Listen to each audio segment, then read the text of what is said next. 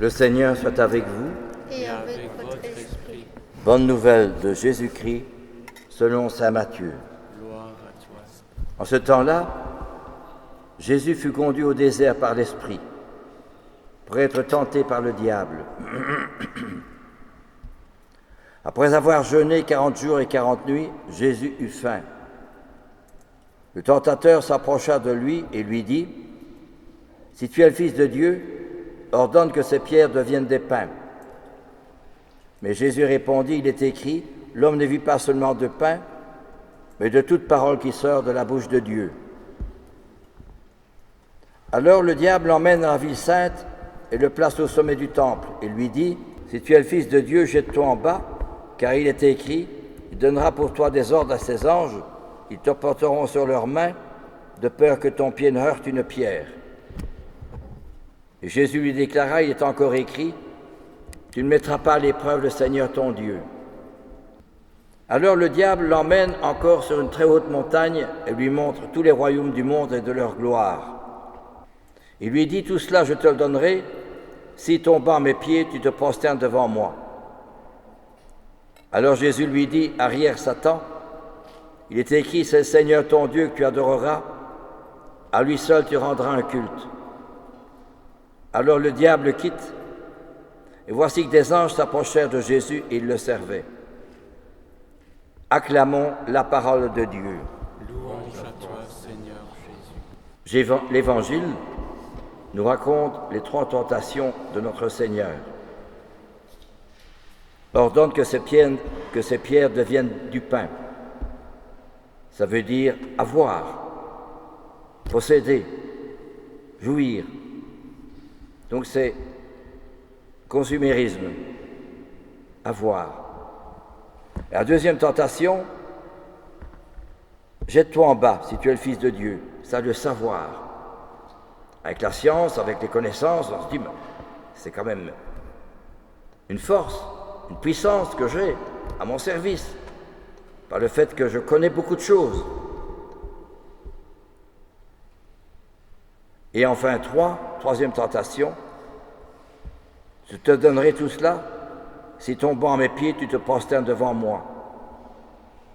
C'est le pouvoir, arriver à la première place, dominer, diriger, régir. Voilà les 3 tentations de notre Seigneur, mais les 3 tentations de nous-mêmes, de chacun et chacune d'entre nous, et moi le premier, bien sûr.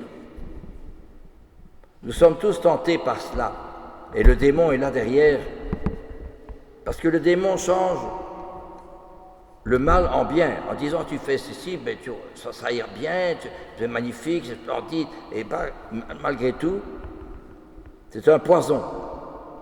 Pour la drogue, par exemple, j'ai envie d'oublier tous mes problèmes, je prends des médicaments également pour oublier. Mais la drogue est un poison, parce que si j'en prends, je deviens dépendant, puis je deviens violent, parce que ça se met dans le corps physique, on devient violent. Ça, c'est le démon qui transforme le mal en bien et qui nous donne l'illusion d'en sortir. Mais c'est tout le contraire, on devient prisonnier.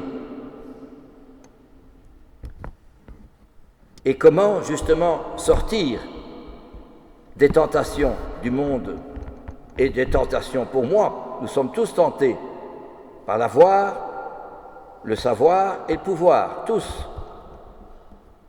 Alors il faut retrouver Dieu. Il est impossible que l'homme trouve la vérité de son être s'il n'y a pas Dieu. J'ai entendu l'autre jour, je ne regarde pas la télévision, mais la radio, oui, pour être au courant, on parle de supprimer les cours de religion dans les écoles primaires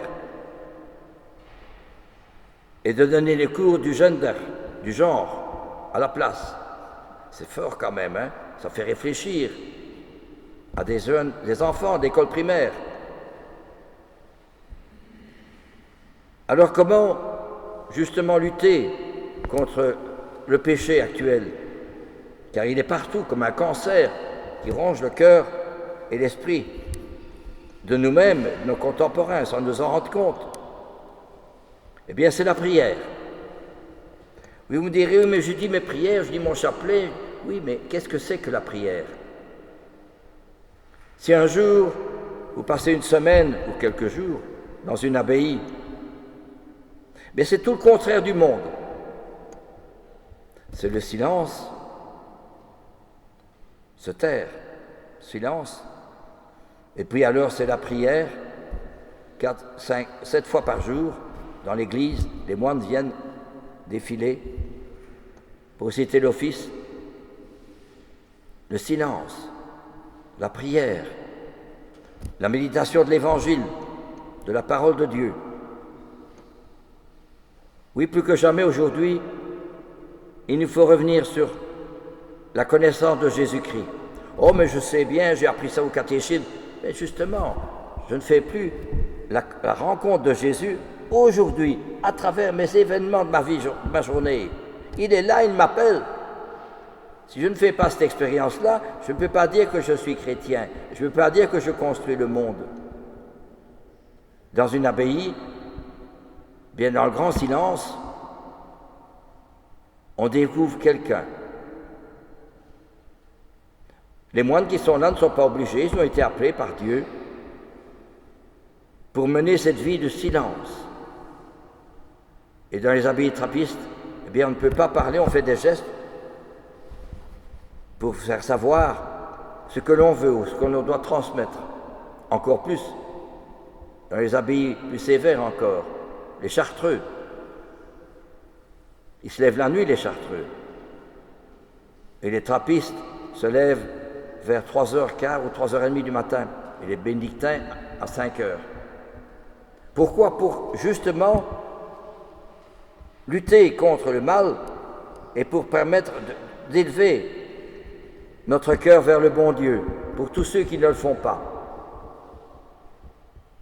Connaître Jésus-Christ dans l'Évangile, comme j'ai dit mercredi dernier, au mercredi des Cendres, apprendre à connaître le Christ. Moi-même, je dois l'apprendre tous les jours, en méditant le Saint-Évangile, pour le mettre en pratique.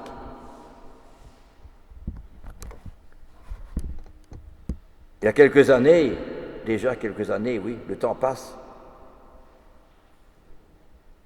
s'est éteint dans un village de Galour, en France, une dame qui était handicapée et qui a vécu pendant quelques années sans manger ni boire et qui vivait seulement de la communion tous les jours. Eh bien justement, Marthe Robin, il s'agit d'elle, et beaucoup de gens allaient la voir. Elle vivait dans une demi-obscurité parce que la lumière la gênait. Elle a eu un grand rayonnement, simplement parce qu'elle a cru dans la prière. Elle a été transformée par la prière. Car le but de la prière, c'est d'apprendre à être transformé. Je ne suis plus le même. Il y a quelque temps, j'avais rencontré un jeune qui était dur, agressif, violent, impertinent, grossier. Et je l'ai rencontré, je ne l'avais plus vu depuis quelques années. Et je parle avec lui. Mais je dis, tu es bien poli, bien gentil, bien serviable, bien aimable, respectueux, ce que tu n'étais pas du tout à l'époque. Ah, mais dit-il, j'ai changé. Ah, ben je le vois. Et qu'est-ce qui t'a fait changer? C'est ma fiancée. Elle m'a éduqué, elle m'a formé à retrouver un peu la vérité de ce que je suis.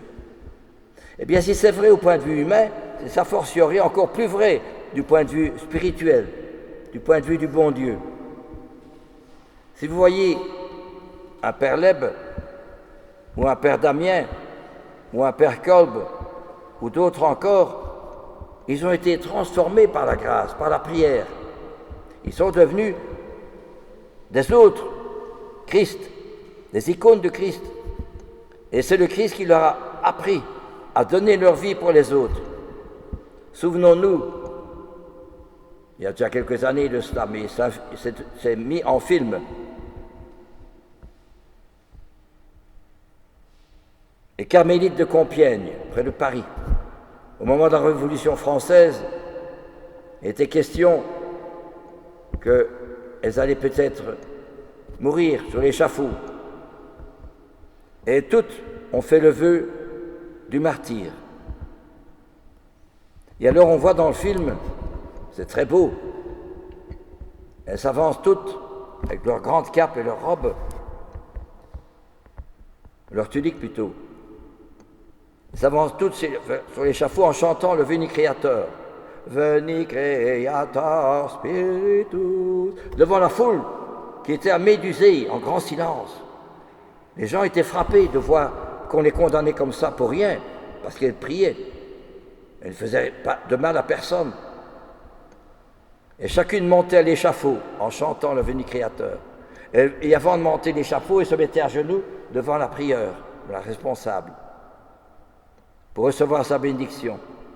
Puis elle montait l'échafaud.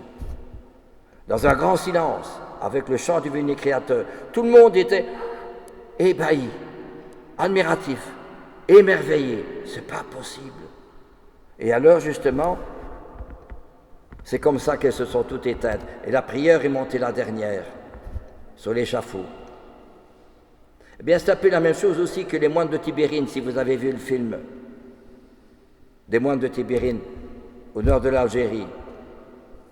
Ils ont rendu service à beaucoup de gens, tout autour. On les voit d'ailleurs dans le film.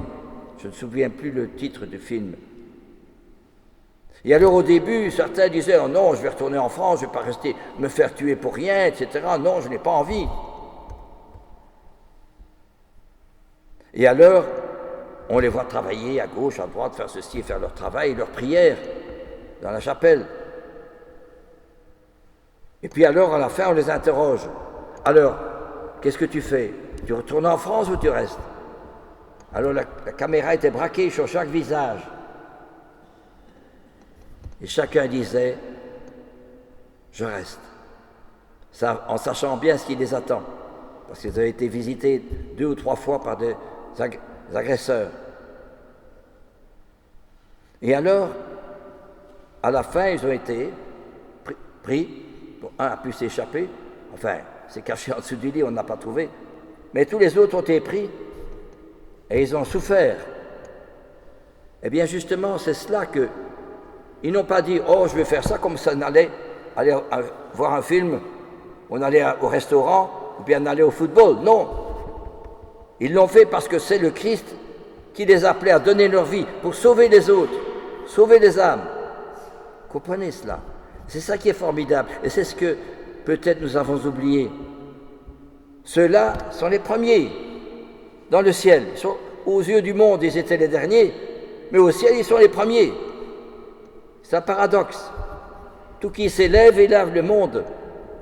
Et justement, c'est pour cela que ce temps du carême vient nous dire les 3 tentations. Avoir beaucoup de choses, bien manger, sortir, s'amuser. Et la deuxième chose, dire je fais des études, je fais ceci. Bien sûr qu'il faut faire des études, hein. Mais je suis docteur en ceci, je fais ceci, etc., etc. J'ai beaucoup à mon actif. J'ai beaucoup. Donc, je peux beaucoup. Et alors, enfin, troisièmement, le pouvoir. Je suis telle place dans la société. Donc, je peux dominer, je peux diriger, je peux imposer mes vues, ma façon de voir. C'est tout le contraire de l'Évangile. Les apôtres aussi étaient en train de discuter pour savoir quel était le premier.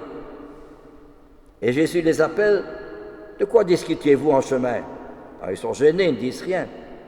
Alors Jésus, il y a beaucoup de monde dans les pays chauds, hein.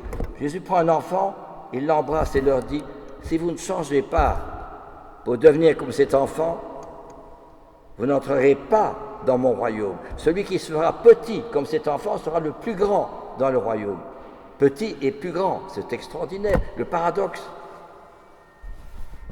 Pour ça que Thérèse de Lisieux disait « Je me réjouis d'être petite, car les enfants seuls auront droit au royaume céleste. » Et elle dit encore « Courons à la dernière place, nous sommes sûrs que cette place est enviée par personne, mais ils sont sûrs d'y trouver Jésus et Jésus seul. Et aujourd'hui, j'allais l'oublier, nous fêtons Sainte Bernadette Soubirous. Une belle vie, hein? Et dimanche dernier, c'était Notre-Dame de Lourdes, et aujourd'hui Sainte Bernadette Soubirous. Et comme je l'ai dit dimanche dernier, c'est vraiment la toute dernière que la Sainte Vierge a choisi pour donner son message. Et moi alors, est-ce que je peux me dire que je suis un ami de Bernadette Soubirous? Quelle place est-ce que je cherche, moi? Et alors, la Sainte Vierge, qui lui est apparue 18 fois, elle s'est sentie pressée, vraiment, c'est la Sainte Vierge qui l'a demandé.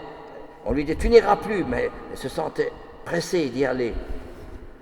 Et alors, la Sainte Vierge lui a dit, je ne te promets pas d'être heureuse en ce monde, mais bien dans l'autre.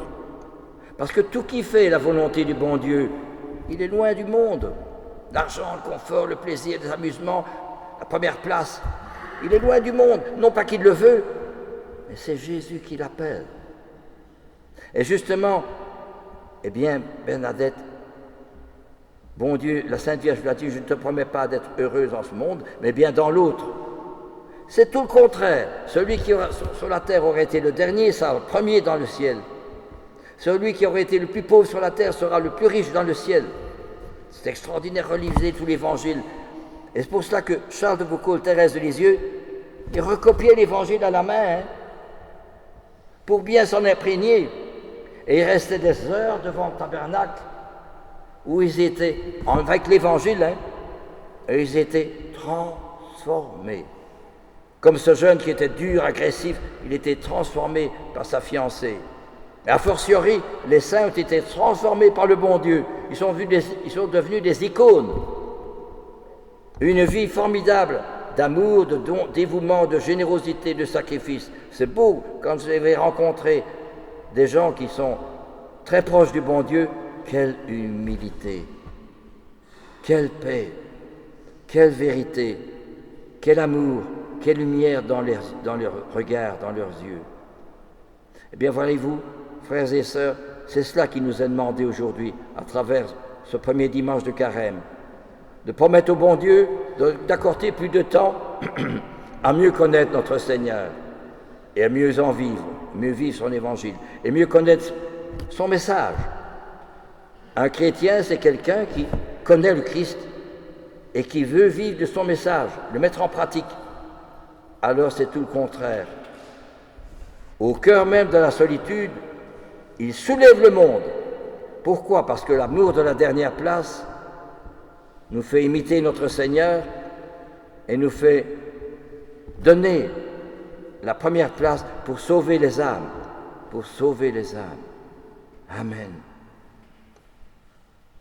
Deo gratias.